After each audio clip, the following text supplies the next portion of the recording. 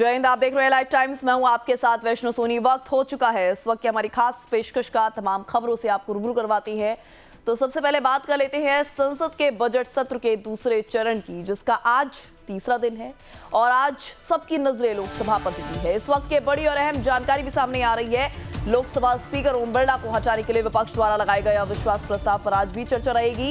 इस महत्वपूर्ण बहस के लिए कुल 10 घंटे का समय तय किया गया था, जिसमें कल यानी मंगलवार को करीब 7 घंटे तक की बहस हो चुकी है। और आपको यह भी बता दें, विपक्षी सांसदों ने स्पीकर पर सदन की कार्यवाही के दौरान पक्षपात करने के गंभीर आरोप लगाए हैं। 50 से अधिक सांसदों के समर्थन के बाद इस प्रस्ताव को मंजूरी मिली थी। तो इस वक्त की बड़ी और अहम जानकारी सामने आ रही है सदन में हो रही चर्चा को लेकर। आज तीसरा दिन है और ऐसे में कल बहस की शुरुआत करते हुए कांग्रेस सांसद गौरव गोगोई ने सरकार और स्पीकर पर कड़ा प्रहार किया था। उन्होंने आरोप लगाया कि इस बजट सत्र में नेता प्रतिपक्ष राहुल गांधी को 20 बार टोका गया और बार बार रूलिंग बुक का हवाला देकर उन्हें बोलने से रोका गया। विपक्ष का सीधा आरोप है कि स्पीकर सरकार के दबाव में काम कर रहे हैं। वहीं दूसरी ओर सरकार ने इन आरोपों को सिरे से खारिज कर दिया है। संसदीय कार्य मंत्री किरण रिजिजू ने पलटवार करते हुए कहा कि ओम बिरला पर लगे आरोप पूरी तरह से झूठे हैं। रिजिजू ने नेता प्रतिपक्ष पर निशाना साधते हुए कहा कि वो अपनी बात कहकर सदन से भाग जाते हैं और दूसरों की सुनते तक नहीं।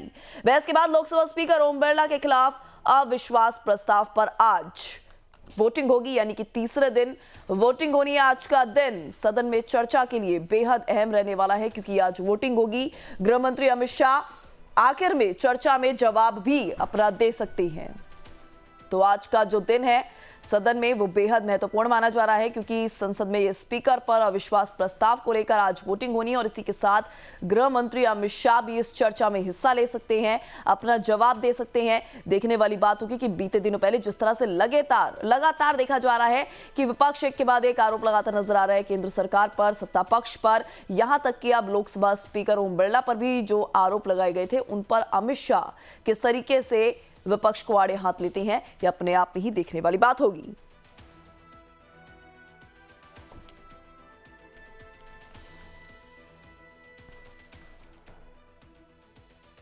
तो स्पीकर के खिलाफ अविश्वास प्रस्ताव पर चर्चा के लिए कुल 10 घंटे का समय निर्धारित किया गया है। कल लोकसभा में अविश्वास प्रस्ताव पर चर्चा के दौरान सत्ता पक्ष और विपक्ष के बीच तीखी बहस देखने को मिली, तीखी नोकझोंक हुई। और इस बीच कांग्रेस की तरफ से बोलते हुए गौरव गोगोई ने कहा कि स्पीकर ओम बिरला निष्पक्ष नहीं है, इसलिए अविश्वास प्रस्ताव लाना पड़ रहा है। विपक्ष के इन आरोपों पर गृह मंत्री अमित शाह ने भी जवाब दिया और कहा कि विपक्ष स्पीकर के सामने गलत तरीके से व्याख्या कर रहे हैं। गौरव गोगोई ने यहां तक कि यह भी कह दिया कि माइक को हथियार के तौर पर इस्तेमाल किया जाता है और जब नेता विपक्ष बोलते हैं तो माइक बंद कर दिया जाता है। वहीं दूसरी तरफ संसदीय कार्य मंत्री किरण रिजिजू ने कहा कि जब सदन की कार्यवाही चलती है तब राहुल गांधी विदेश चले जाते हैं। राहुल गांधी अपनी बात कहकर सीधे बाहर चले जाते हैं, किसी की सुनते तक नहीं है, फिर कहते हैं कि मुझे बोलने का वक्त नहीं दिया। तो यानी कुल मिलाकर कल का दिन सत्ता पक्ष और विपक्ष ने एक दूसरे पर जुबानी तीर एक दूसरे पर छोड़े हैं, लेकिन इस चर्चा का कोई निष्कर्ष नहीं निकला है। अब ऐसे में आज का दिन काफी अहम रहने वाला है। देखने वाली बात होगी कि आज का दिन किस तरीके से खास रहेगा और साथ ही साथ जो वोटिंग होनी है, वोटिंग में क्या कुछ परसेंटेज सामने आते हैं। और चर्चा भी क्योंकि आज के इस दिन पर होनी है, तो ऐसे में चर्चा में गृह मंत्री अमित शाह की तरफ से क्या जवाब रखे जाते हैं, ये अपने आप में ही देखने वाली बात है। Right to speak, he can take part, but he cannot preside, sir. And by and so while the chairperson, a selected chairperson, has been chosen from the panel, that is a clear exercise of the power of the speaker, which is not allowed. It's a violation of the constitution, और यही हम देख रहे हैं।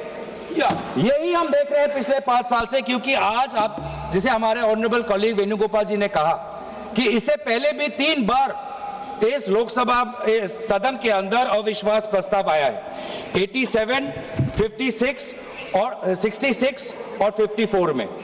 और 1987 की बात करें, 1966 की बात करें, जब motion was moved against the speaker और deputy speaker was sitting on the chair, deputy speaker was speaking on the chair. और आज ऑपोजिशन इंडिया अलायंस के लगभग 200 सांसद होने के पश्चात भी आज यहां पे डेप्यूटी स्पीकर नहीं है। इस प्रकार का सदन चल रहा है। यहां देश को पता चलना चाहिए, देश को पता चलना चाहिए कि सदन कैसे चल रहा है। इस सदन के अंदर सर ये माइक भी अब एक अस्त्र बन गया है। ये माइक भी एक अस्त्र है, ये बिल्कुल ये माइक भी एक अस्त्र है, जिस अस्त्र को यहाँ पे सुविधा के रूप से सत्ता पक्ष को दिया जाता है और विपक्ष को विशेष रूप से एलओपी को उनके अपना बोलने के लिए ये माइक उनको नहीं मिलता। ये आरोप माननीय अध्यक्ष जी, पार्लियामेंट्री अफेयर्स मिनिस्टर मैं भी विधानसभा में रह चुका हूं। उनको तभी खड़ा होना पड़ता है जब पार्लियामेंट चलने के नियमों से दूर कोई चीज होती है। ये बात सही है कि पार्लियामेंट्री अफेयर्स मिनिस्टर के नाते सबसे ज्यादा इंटरप्ट किरण रिजिजू ने किया है, मैं सहमत हूं, मगर ऐसा इरिस्पॉन्सिबल विरोध पक्ष भी कभी नहीं आया है। तो आपने सुना किस तरीके से तीखी बहस वाला दिन 2 दिन देखने को मिला। 2 दिन लगातार संसद में बहस हुई है, लेकिन बहस जो है वो निष्कर्ष रहित सामने आई है। अब ऐसे में आपको सुनवाएंगे सदन में अविश्वास प्रस्ताव पर चर्चा के दौरान गौरव गोगोई और गृहमंत्री अमित शाह ने क्या कुछ कहा, किस तरीके से उनकी ओर से जवाब रखे गए हैं। सभापति महोदय, आज विपक्ष की ओर से जो प्रस्ताव लाया, माननीय अध्यक्ष ओम बिरला जी को पद से हटाने के लिए अविश्वास प्रस्ताव जो लेके आया, पिछले सत्र में इन्होंने दायर किया था और चर्चा के लिए आज यहां आपने अनुमति दिया है। उस प्रस्ताव का विरोध में सरकार का और इस सदन का सोच को मैं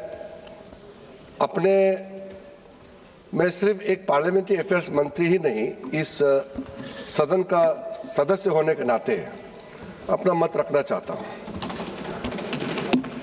वैसे तो हम लोग सब किसी ना किसी नियम, कानून, संविधान के तहत ही हम लोग जुड़े हुए हैं और इस सदन में भी आए तो भी संविधान के प्रावधान के मुताबिक ही हम लोग इस सदन के सदस्य हुए हैं। कोई भी सदस्य जब अपने आप को संविधान से बड़ा समझने लग जाएंगे, कोई भी सदस्य अपने आप को बाकी सबसे ज्यादा ज्ञानी है मानने लग जाएंगे, तो उसको मैं आज एक्सपोज करना चाहता हूं, क्योंकि हम लोग सब बराबर हैं और इस सदन में बोलने के लिए भी चेयर से परमिशन चाहिए। ऐसा नहीं है मैं सदस्य हूं इसलिए मर्जी से मैं जब चाहे खड़े हो जाऊं और मेरे लिए माइक ऑटोमेटिक ऑन हो जाएगा, ये सोचना भी गलत है। बड़ी विनम्रता से मैं कहना चाहूंगा कि किसी भी अगर प्रावधान को पढ़ा जाता है तो उसको पूर्णता में पढ़ना चाहिए। मैं 95 क्लॉज 2 को फिर पढ़ना चाहता हूं। During the absence of speaker from any sitting of the house, the people, the deputy speaker of is also absent, such person as may be determined by the rules of procedure of the house. If no such person is present, such other person as may be determined. जो rules of procedure से जो preside करने के लिए अधिकृत है, जिसमें आप भी आते हैं, आपको पूरा अधिकार है इस पर प्रेजाइड करने का। जब कोई ऐसा पैनल का व्यक्ति नहीं है तब आपको डिटरमिन करना पड़ेगा। इसलिए फिर मैं कह रहा हूं, कृपा करके देखिए, और इफ नो सच पर्सन, ये है कॉमा, इसलिए जो ऑलरेडी डिटरमिन्ड है रूल 10 के अंतर्गत, जिसमें आप भी आते हैं, आपको पूरा अधिकार है। दूसरी बात मैं कहना चाहूंगा सर, स्पीकर के बारे में इतनी बात कही जा रही है, उसमें भी स्पीकर को अधिकार है कि वहां बैठे, बोले और वोट भी दे सकता है स्पीकर, तब उसके खिलाफ कोई कार्रवाई चल रही है। तो इसी पर ज्यादा जानकारी के लिए हमारे साथ जुड़ रहे हैं हमारे संवाददाता कमलेश दिल्ली से। कमलेश, आज का दिन काफी अहम रहने वाला है, तीसरा दिन है संसद के आज सत्र का। ऐसे में क्या लगता है आज का दिन कार्यसूची के हिसाब से क्या कुछ आज का दिन किस मायनों में अहम रहने वाला है, क्या कुछ चर्चा होगी, किस तरह की जानकारी फिलहाल सामने आ रही है? नहीं, चर्चा तो जो कल शुरुआत हुई उसी चर्चा को समाप्त किया जाएगा। और जो कल आपको याद होगा कि कल शाम 7:30 बजे तक सदन की कार्यवाही चली थी और आज चूंकि कल कल 6 घंटे की चर्चा हुई, 10 घंटे की चर्चा नीट की गई थी। तो आज जो जरूरी वक्ता है दोनों पक्ष की ओर से वो बोले, चूंकि आज भी व्हिप जारी है, कल आप दोनों सभी पार्टियों ने अपने अपने सदस्यों को व्हिप जारी कर रखा, 3 लाइनों का व्हिप। मतलब इसका मतलब ये होता है कि आप सदन में मौजूद रहिए। तो हो सकता है कि लेकिन चर्चा जैसे ही पूरी होगी उस समय आपको वोटिंग होगी और उसमें वोटिंग से ही तय होगा कि लोकसभा के स्पीकर ओम बिरला अपने पद पे रहेंगे या नहीं रहेंगे, ये उसमें तय होगा। लेकिन सबसे महत्वपूर्ण बात कि जो चर्चा का समापन है या चर्चा की खत अंत में जो केंद्रीय गृह मंत्री अमित शाह जो चर्चा का जवाब देंगे, और चर्चा का जब जवाब देंगे तो केंद्रीय गृह मंत्री अमित शाह जो भी विपक्ष के सदस्यों की तरफ से उठाए गए आपत्तियां हैं लोकसभा स्पीकर को लेकर के, उनका जवाब वो देंगे। तो वो सबसे महत्वपूर्ण होगा, वो पार्ट बहुत बेहद महत्वपूर्ण होगा। और उसके बाद जो महत्वपूर्ण पार्ट होने वाला है, कितने बहुमत से ये प्रस्ताव रिजेक्ट होता है वो भी देखना हो, जो कि सभी जानते हैं कि 292 एनडीए के पक्ष में बहुमत है, 232 जो है इंडिया अलायंस के लोग हैं। तो ऐसी स्थिति में अगर 200 से कम हुआ तो एक तरह से आप कह सकते हैं कि सांकेतिक हार होगी इंडिया ब्लॉक के लिए। अगर ये संख्या 200 से ऊपर जाती है तो एक तरह से विन विन सिचुएशन हो सकता है। जिसे सबको पता है कि ये नंबर गेम में विपक्ष कहीं टिकती नहीं सरकार के सामने या एनडीए के सामने। लेकिन ये जो स्थिति है कि एक साथ इंडिया ब्लॉक पर रखा जाए और अधिक से अधिक संख्या जुटाई जाए पक्ष और विपक्ष में, ये नंबर गेम का फर्क है। और एक बात और भी सर कि केंद्रीय गृह मंत्री अमित शाह किस तरह से विपक्ष के आरोपों को धाराशाही करते हैं वो भी एक देखना जो है काफी इंपॉर्टेंट होगा, क्योंकि केंद्रीय गृह मंत्री जो बोलेंगे उसके आधार पर पूरी व्यूह बन सकता है। क्योंकि अंतिम में वोटिंग होगी। वोटिंग होने का मतलब है कि पक्ष विपक्ष के लोग लोकसभा स्पीकर के पक्ष में और विपक्ष में अपना मत डालेंगे। मत के आधार पर डिसाइड होगा कि लोकसभा स्पीकर इस पद पर रहेंगे या वह छोड़ेंगे। जाहिर सी बात है, इसलिए आज का दिन काफी इंपॉर्टेंट है। और दूसरा सबसे महत्वपूर्ण बात, क्योंकि आपने देखा, कल भी आपने देखा था कि जिस तरह से मध्य पूर्व में संकट चल रहा और रसोई गैस की किल्लत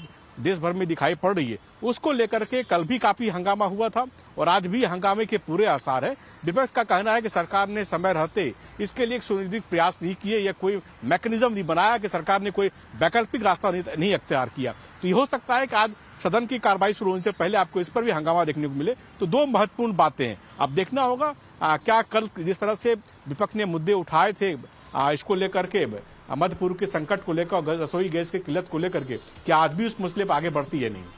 बिल्कुल। ऐसे में यहाँ पर बहुमत का जिक्र कर रहे हैं आप, यहाँ पर कमलेश की बहुमत का आंकड़ा अगर बात करें तो ये तो बिल्कुल यहाँ पर स्पष्ट होता नजर आ रहा है कि विपक्ष के पास उतना बहुमत नहीं है और पूरी तरह से इस तरह के ऐसे जो कयास हैं वो भी लगते नजर आ रहे हैं कि ये जो प्रस्ताव है इसे खारिज ही होना है, क्योंकि बहुमत तक विपक्ष का पहुंच पाना बेहद मुश्किल है।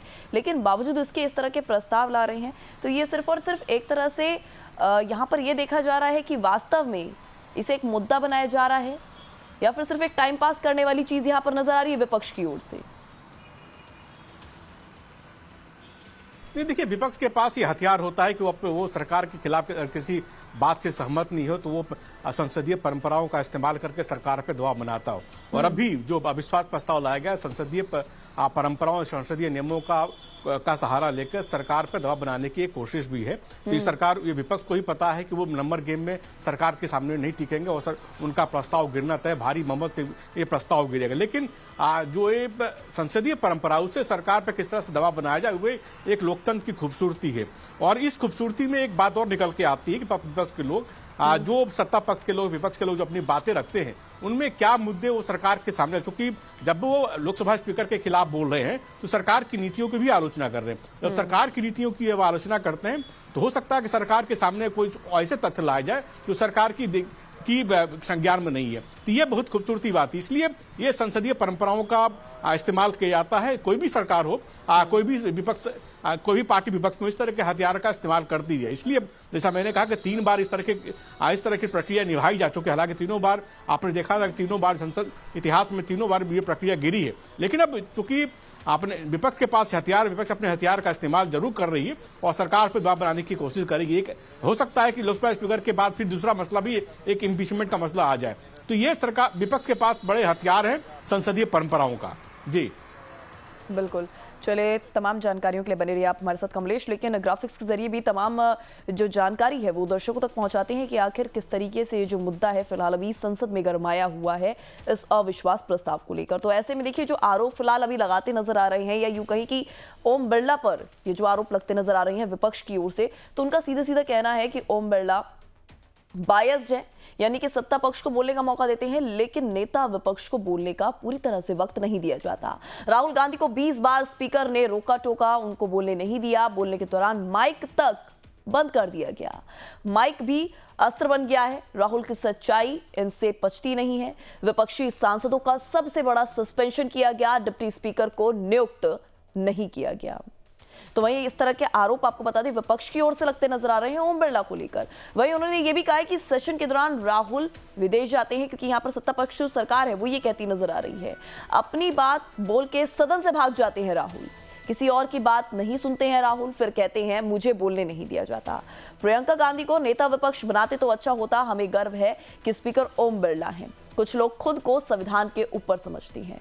तो ये दोनों ही पक्ष हमने आपको बताया ग्राफिक्स के जरिए कि आखिर दोनों के ही अपने अपने क्या तर्क हैं, क्या क्या आरोप लगते नजर आ रहे हैं। लेकिन फिलहाल जो भी मुद्दा बना हुआ है वो अविश्वास प्रस्ताव को लेकर बना हुआ है, जिस पर आज तीसरे दिन वोटिंग होगी। वहीं अध्यक्ष को हटाने के लिए बहुमत बेहद जरूरी है। देखने वाली बात होगी कि इस वोटिंग में क्या कुछ परसेंटेज सामने आता है। कुल सीटों की अगर बात करें तो कुल सीटों का, रिक्त सीटों का 50% से अधिक होना अनिवार्य होता है। फिलहाल 272 वोटों की जरूरत है। अनुच्छेद 94C के तहत स्पीकर को हटाया जा सकता है, लेकिन उसके लिए बहुमत होना भी जरूरी है। कम से कम 14 दिनों का लिखित नोटिस अनिवार्य है। प्रस्ताव पर चर्चा के लिए 50 सांसदों का समर्थन जरूरी है। केस खत्म होने तक स्पीकर कुर्सी पर नहीं बैठ सकता। दूसरा सदस्य कार्यवाही का संचालन करता है। तो ये कुछ रूल्स एंड रेगुलेशन होते हैं स्पीकर को लेकर। ऐसे में बराबर वोट होने पर कास्टिंग वोट नहीं देता है speaker.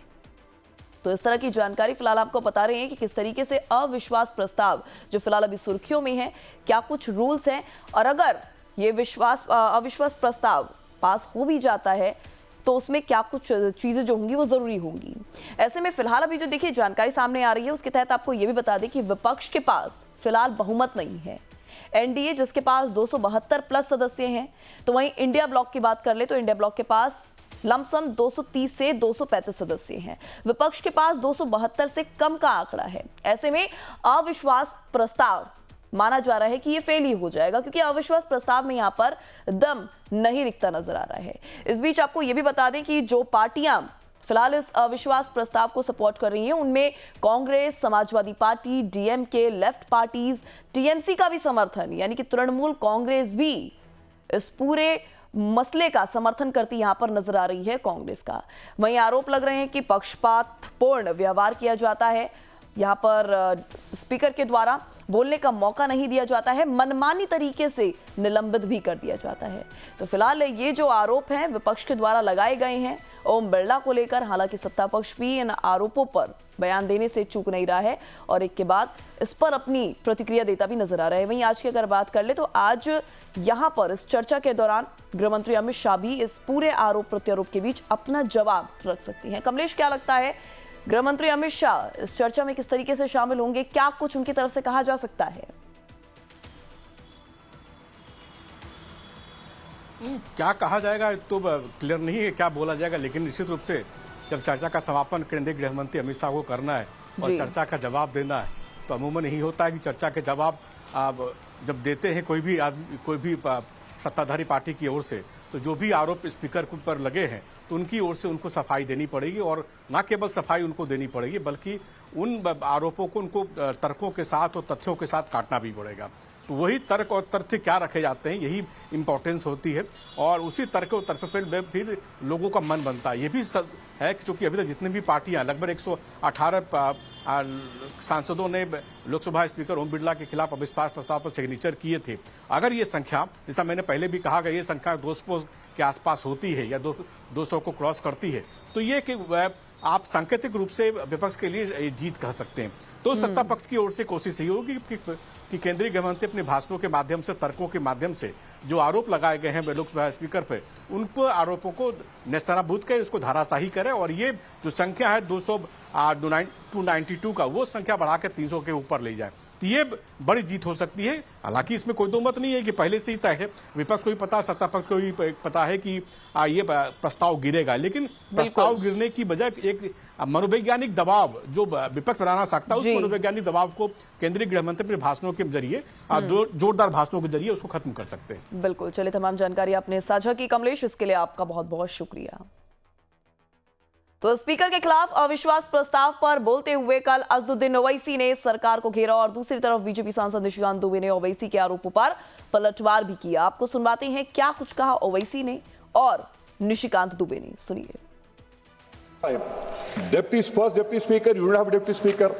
If the deputy speaker is also absent, such person has been determined by the rules of procedure of the House. Third, if no such person is present, such other person has been determined by the House. Sir, you are sitting over there. I challenge it also. Why? Because you read Nabam Rabia Constitution bench case. Once a notice of removal has been given against the speaker cannot exercise adjudicatory or discretionary powers that have a bearing on those proceedings. That is these proceedings. The speaker has a direct personal interest in the outcome, and that interest disqualifies him from acts that shape these proceedings. You take the judgment of Quixote Holohan. Supreme Court reinforced that constitutional functionaries exercise adjudicative function must observe natural justice. You have been appointed by the speaker. I am of the opinion that you cannot sit over there and take up these proceedings. The House sense should be taken. You have majority. The House sense. One minute, sir. 1 minute. 1 minute, sir. Let me complete. Article 95, Article 96. You are quoting Rule 10. Rule 10 cannot overtake the article of the Constitution, sir. So that is why this government has created a constitutional mess. Let me complete, sir. Please. Let me complete, sir. In the last three, no confidence, the deputy speaker. That is why I say, first, the proceedings are constitutionally irregular. I got it. No. Let me complete, sir. बड़े विद्वान आदमी हैं sir Owaisi साहब। 95(2) क्या कहता है, ये पूरा पढ़े नहीं सर, पूरा मैं संविधान की बात करता हूं। बड़े विद्वान हैं, बैरिस्टर हैं, ये कह रहे हैं सर कि people the deputy speaker if he has also absent such person as may be determined by the rules of procedure of the house. Rules of the procedure of the house ये है sir, जो ये 10 कह रहा है, 10 ये कह रहा है कि जो भी उस चेयर पर बैठेगा जो हाउस ने पहले से डिसाइड कर रखा है, उसके पास स्पीकर का उतना ही अधिकार है। यही आर्टिकल 95(2) कह रहा है सर।